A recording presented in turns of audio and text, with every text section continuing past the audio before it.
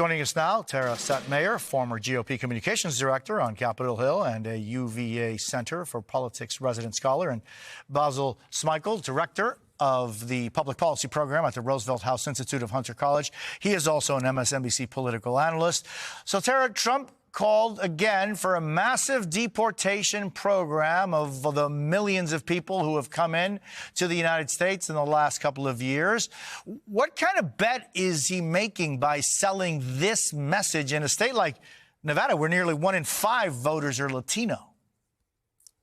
Well, this is his bread and butter. It's his go-to. He kicked off his very first campaign going after immigrants in this country and the idea of illegal immigration and border security. So this is his go-to strategy to try to scare Americans into believing that there's this overall brown menace coming here for the fear factor of law and order, and something has to be done. Now, are there problems at the border? Sure. President Biden is trying to do things to help strengthen border security. There was a bipartisan immigration bill that Donald Trump personally made sure was torpedoed by Republicans because he didn't want the, quote, win for Biden. So they're demagoguing this issue here. Whether it's successful or not, I'm not so sure, but we do see polling that shows that President Biden is losing support among some Latino communities, and they need to figure out a way to stop that, because President Biden needs to have his coalition of Democratic supporters, and that includes Latino voters, which have overwhelmingly voted Democratic in the past. I mean, Basil, President Biden's executive action last week will limit migrants from seeking asylum when the weekly average of daily encounters between ports of entry reaches 2,500. The New York Times reports the president is considering another set of executive actions to protect undocumented spouses. How is that playing, and is that effective enough?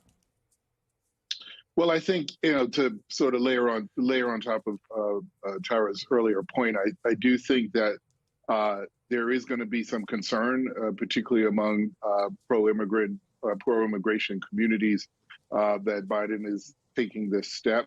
I do think that there are concerns among families where you do have a mixture of individuals who might be undocumented and those who are citizens. It may actually increase their turnout, particularly among a lot of younger voters, because they're deeply concerned about this issue.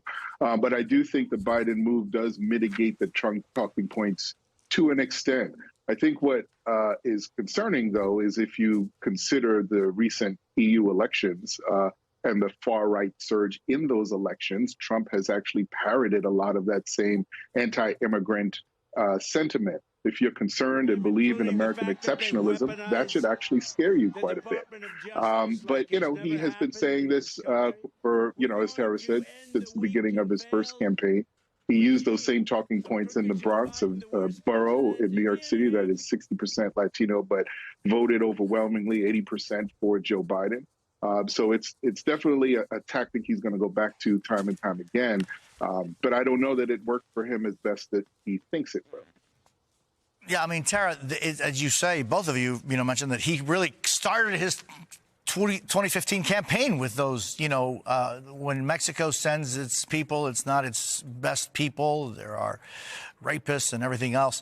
That was like, first point when he announced his candidacy. So it played well, I guess, with some people. But Tara, from that to immigrants or migrants are poisoning the blood of America. I mean, don't words matter? Yes, and they should. And I'm glad that you brought up both of those points. And I'm glad that Basil brought up what's happening in Europe. Look, this has been a white-hot issue around the world and affecting a lot of Western democracies. And like I said, the demagoguery of the immigration issue, it has really brought us to a point where we're starting to hear the echoes of Nazi language now being used against people coming to this country. Now, listen, I worked on Capitol Hill for many years, and I was a border security hawk. I I understand the national security issues. I also understand the humanitarian issues when it comes to dealing with people coming across the border illegally. We've got to fix these things. It's not good for our side. It's not good for the people coming here. This is it's a tragedy. We've got to get it under control. However, when we start getting into the idea of concentration camps for people, for migrants coming here, which Donald Trump has alluded to also in the Project 2025 manifesto that the far right wing is put forth as their legislative agenda that I encourage people to read.